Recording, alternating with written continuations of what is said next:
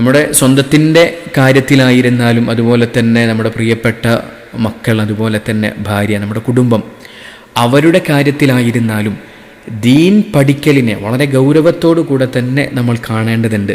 അല്ലാഹു സുബ്ഹാനഹു വ തആല വിശുദ്ധ ഖുർആനിലൂടെ പറഞ്ഞ ഈ ആയത്ത്, യാ അയ്യുഹല്ലദീന ആമനു ഖൂ അൻഫുസകും വ അഹ്ലീകും നാറ, വിശ്വാസികളെ, നിങ്ങൾ നിങ്ങളുടെ സ്വദേഹങ്ങളെയും അതുപോലെ തന്നെ കുടുംബങ്ങളെയും നരകത്തിൽ നിന്ന് സംരക്ഷിക്കണമെന്ന് പറയുന്ന ഈ ആയത്തിനെ മഹാനായ അലി റളിയല്ലാഹു അൻഹു വിശദീകരിക്കുന്നത് അദ്ദിബൂഹും വഅല്ലിമൂഹും എന്നാണ്.